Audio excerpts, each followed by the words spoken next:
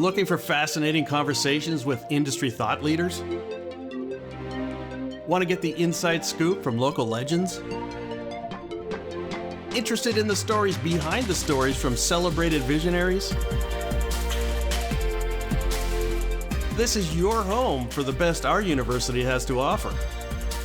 Welcome to We Are IU.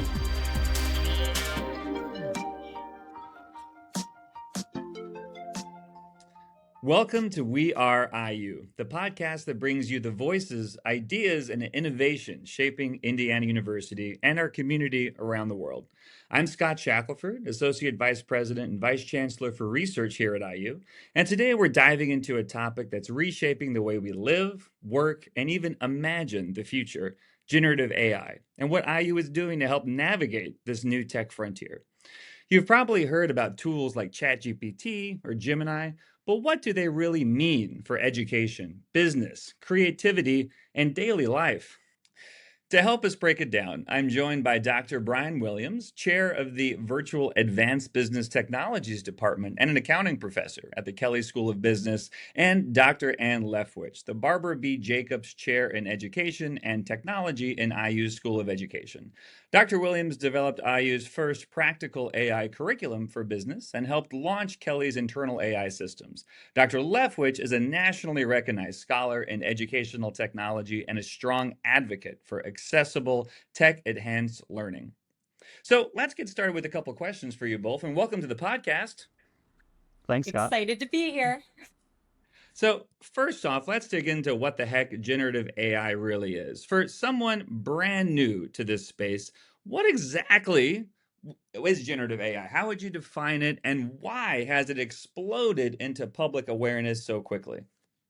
Yeah, so generative AI, it's generative, so it's generating something new, and that can be really cool. It can be text, it can be video, it can be images, and I think why it exploded so quickly is because it's so easy to work with, right? So in the past, when I was doing my own research in AI, you have to learn a lot of math, you have to learn a lot of programming languages like Python or things like that to use those tools and those models, but GenAI is totally different, right? As long as you can write, you can interact that way, and it's really cool and opens up a lot of possibilities.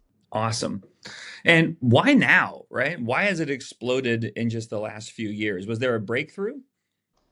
In my opinion, the technology has not been out that long. So a lot of this is enabled through something called transformers architecture. And that research paper came out less than a decade ago. And so kind of the fundamental underpinnings of this technology where you can generate new things from text, it's pretty new. And that's pretty cool. And IU is launching a Gen AI course. Been very successful already, and I know it's expanding quickly. Why is it so important for people to understand generative AI at this moment in time? And what drew you both to design a course like this for the IU community?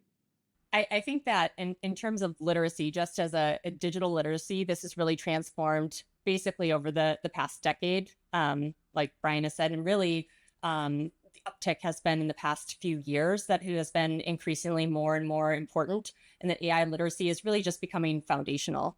And students and faculty who understand how to use it, how to critique it, they're going to be better prepared to learn, to teach, to work in every field. This is part of what's in the course, and we've got a few really great testimonials too from the business side that really help capitalize this and talk about the importance of it. And it's even reshaping every single discipline too, right? From healthcare to business to the arts. It's really redefining professional practices, and our responsibility is to prepare the learners, not just to use the tools, but to shape and govern their use ethically. Yeah, just part of that foundational skill set you could argue that every college student needs to be equipped with to succeed these days. So let's dig a little bit more into, as you were alluding to there, and AI in action. Can you share, either you or Brian, a few examples of how generative AI is being used in everyday life, maybe even in your own lives, at work, at school, even at home? Yeah, it's being used in all sorts of ways. So home is always fun, right? So in our house, we have 3 little kids. And so we're using Gen AI to do things like develop lesson plans for them, make learning more fun. I use it to plan some, fun date nights with my wife and try to think of good questions to ask each other. We're married, more than a decade, so it's good to have those. That's been really nice. And then in the workplace, it's being used in normal ways like writing better emails, things like that. But there's also some really, really cool, more advanced use cases So Pete Yonkman is the CEO of Cook Medical Group. He was talking about how they're using it to develop new life-saving technologies, right? And even it can be with AI, it can also be with things like generative AI, where some things I've seen in the healthcare space are you're analyzing, lots of transcripts of how people responded to different drugs, and you can find patterns in there that maybe a human couldn't find to find new uses for old drugs and things like that. I think are really cool and kind of can show the potential of this technology. Absolutely. And on the home side, similar to Brian, I have 3 kids as well. And so using it for example, my son was trying to do a training for cross country to amp up his progress. So we were able to really question, what does this look like? How do we do that? We like it for iterative story building. And so this is a fun thing where we throw different pieces out there. I've also done it for taking pictures of things that are in my fridge to figure out for picky eaters, what might they actually eat or what might this look like, even ranging into taking a picture of the front of my house for landscaping purposes to say, what could I fill in here? How would this look? And my children have also suggested that I need to do it for taking pictures of my outfits to see if they're actually stylish or not. But then on like a more personal side or a more professional side, I think my usage just increases on a daily basis. I don't know if that's the same with Brian too. I legitimately have really great conversations with AI, brainstorming. What are some out of the box ways to think about this, or even think about ways to market it or put it into Gen Z language so that we're reaching out to students and really reaching them on their levels.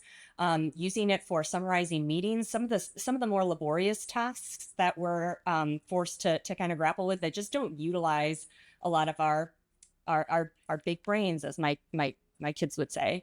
And then from the teaching side of things, there's so many amazing ways for us to be able to utilize this.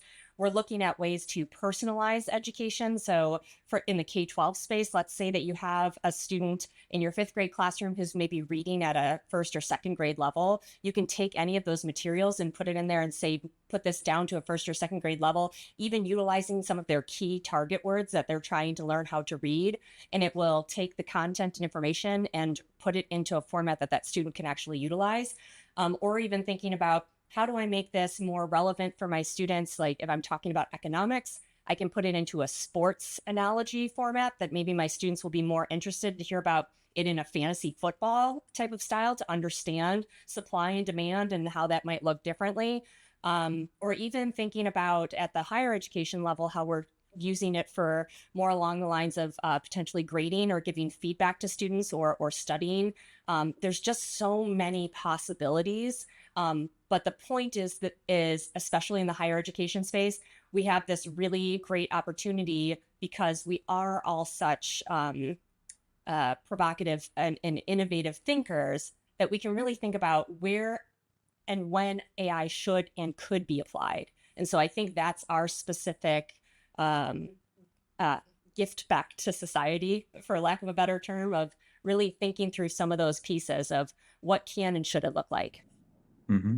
Mm-hmm. I think that was a excellent survey of some of the ways in which this technology can positively make a difference. I remember we used it in our own family. We also have 3 kids. Look at us. To do campfire songs not too long ago, and we still sing them. I mean, it's amazing, like you were saying, and the elements you can bring together in these stories, and somehow the technology can make it work. On the flip side, though, I'm wondering if you could both reflect a little bit on some of the risks or misconceptions about AI that you think deserve a bit more attention. Yeah, part of AI literacy is like not only knowing how to use it well, right, but also knowing what it can do poorly. I think there's a couple here. One big risk, especially if you're asking it for advice, is it can be way too likely to agree with whatever you say, right? Maybe give you false confidence that maybe honestly your idea is really bad, but the AI won't tell you it's bad. It'll give you false encouragement, and that can be a real problem. Another risk or misconception is just that it's only as good as the data it's trained on, right? And so if you're asking it things, you get a right answer a lot of times, but sometimes you won't. And unless you're really an expert in that area, you could be misled. Because it can make things that sound beautiful and sound very convincing, but are just flat wrong, right? So you have to be a little careful there of going too far outside your own expertise when using it. And I think my favorite way that Brian usually talks about it is think about it as like a really eager intern, right? That just wants to please you and doesn't necessarily have all of the right answers. The other interesting part to this question, so when my daughters were in 5th grade last year, I have twin daughters, and they actually developed their own chatbot in order to answer 5th grade questions because parents can't possibly understand what they're going through at this age. And the answers that I give are always not cool, and I just don't understand. So they designed a chatbot in order to answer questions that 5th graders might have in order to really think about what kind of answers they could get to help them work through some of these things that they're trying to solve around texting drama with friends, or what should they do in a situation if, someone reaches out to them and they don't know who the person is. They don't necessarily want to have those discussions with their parents. So they designed this chatbot and also used their own vernacular. So it was very much in Gen Z language and used words like slay and Ohio and other sorts of terms. And so one of the things that they noticed, though, they started asking it questions and it wasn't giving them the responses that they thought were appropriate, right? So they asked about dating and then said, whoa, like we should not be allowed to date at the 5th grade level, or sharing water bottles. Like that's not okay to share water bottles. There's all sorts of like germs and things that can spread. So they went back and recoded the instructions. However, then they came up with a really interesting point of, well, but what happens if somebody uses it and they don't necessarily align with our value set, right? Like what happens if their parents say it is okay to date or it is okay to share water bottles, right? Our code and our values are being put into that system. So it brings up other really great points about what is the AI even trained on? What's okay? What do we grapple with? What does that look like? And I think right now, isn't it true, Brian, that many of the ChatGPT is heavily trained on Reddit posts, which for good or for bad, thinking about, is that what we want to further in society, or do we want to contemplate and think about what that looks like? And then I do know one of the other pieces is people taking it and using it for a social crutch, which of course there are some really careful considerations and concerns about who's liable for that, what are technology companies doing. And at least for me, at least in the K-12 space, it really does come down to education, parenting, all of those things as well. To really, you need to know what your kids are watching on TV, what they're doing, but that's more of a K-12 answer. Mm-hmm. Mm-hmm. Yeah, honestly, and that is a topic I wanted to raise as well, that you just did a great job highlighting, both of you, is just, the technology is advancing so much faster than the governance regimes, for it, right? Either, especially at the federal level, but even at the state level, a lot of this is still being left to companies and codes of conduct. And as a result, as you alluded to, and we're seeing some, frankly, horrific incidents, right? So I'm thinking about, the ethics involved here, some of the bias of these tools, depending on the data that it's trained on, of course. There's overarching other issues like copyright, but I'm wondering, as you guys are thinking about this technology and all the different use cases across so many industries, what do you think about the appropriate governance mechanisms that we have at our disposal, the levers that we have? The US isn't an island when it comes to this stuff. A lot of other countries are racing ahead, but I'm wondering, as you've kind of looked across the board here, if you feel like, there's any jurisdictions or even any companies that are trying to get the balance right.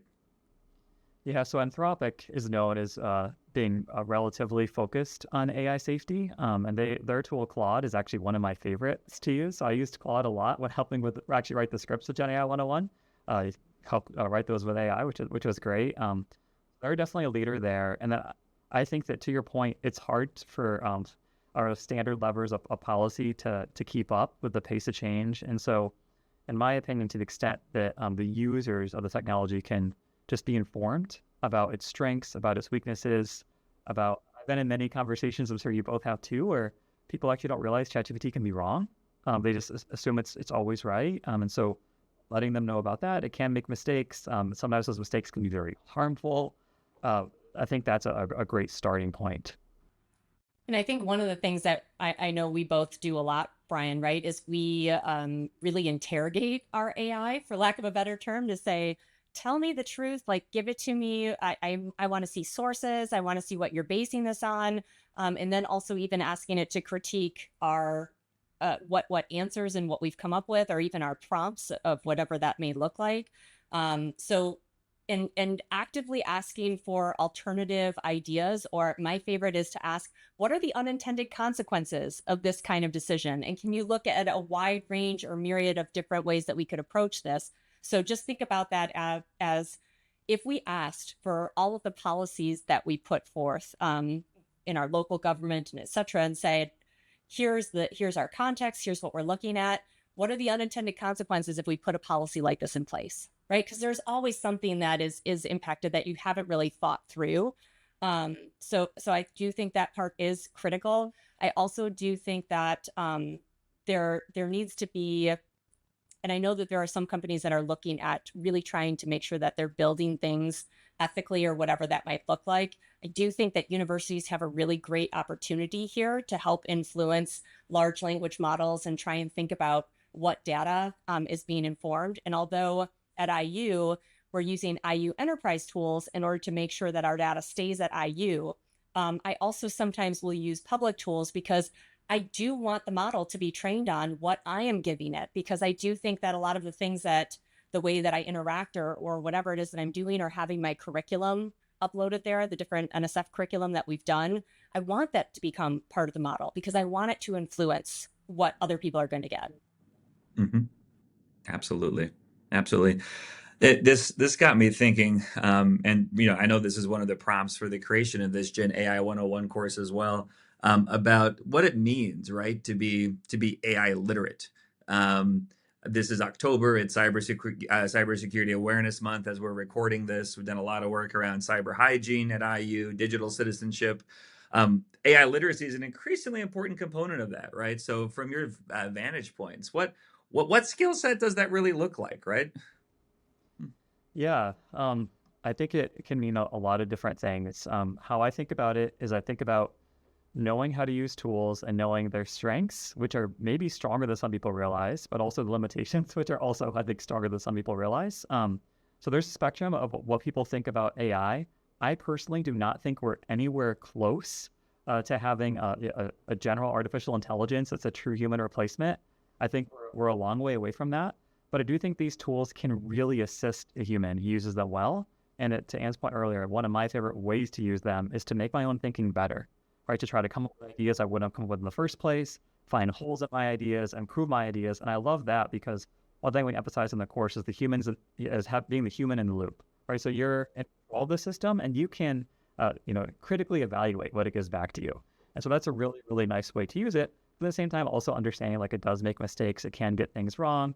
Lots of times, like how well it doesn't live up to the promise in the demos that are shown and by tech companies, right? So you really do have to be very careful about that. And I could definitely see a kind of a world, or think about the future of work where people have AI assistants, right? You're always working with an AI assistant, but you're in charge, and maybe you're managing a team of different AI assistants that are specialized to different tasks. But there's still, I think, a really, really important role for that human. Yeah.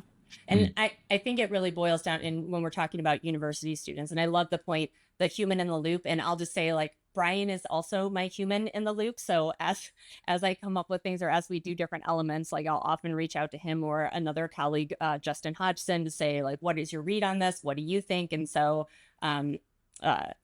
one of my colleagues often says, like, this was developed by me and an AI, right? Like, so it's different iterations of whatever that might look like. But I think for our university students, it really comes down to like three main areas around, first, that critical understanding of how AI works and what it means, right? So that students can explain how AI systems generate results, identify potential bias or misinformation, and recognize when AI use is appropriate. The second is being the responsible and transparent use, which we talked about. So this notion about students being able to responsibly integrate AI into their learning and professional work, and while also maintaining academic integrity and accountability, because I think that's going to be a huge piece when they go out there. And then this creative and collaborative applications, because it's not just about critiquing, it's really about, like what Brian was saying, this co-creation piece where students can combine human insight with AI capabilities to design new solutions and generate ideas and advance domain-specific goals. So I really think there's all these different pieces, and Brian has broken it down so lovely in the GenAI 101 course, really talking about using the prompt engineering pieces, and then thinking about it as a thought partner, and then thinking about it as a productivity amplifier. So that's how he breaks it down in there. And I think you have 20 different, is it 20 or, yeah. 20 skills that you'll learn in the course. And that's, I think that's a useful segue to the next question as we kind of conclude here in the next few minutes for, listeners who might feel a bit overwhelmed or skeptical about AI. I'm wondering, what's one step or a simple first step, at least, that you can take, to engaging with it. And, assuming that it might involve Gen AI 101, what do you hope, right, that people walk away from after completing that course? Yeah, so I would say if anyone feels overwhelmed by AI, I'm with you. I also feel overwhelmed. I feel like it's impossible to keep up with all the advancements that are happening all the time. That's part of why we created Gen AI 101. So it gives you a starting place. The course assumes no knowledge of AI. You don't need to have ever even logged into ChatGPT. And it takes you from no knowledge to building your own custom AI assistant in about 3 hours. So I'd highly recommend you take that as a good starting point.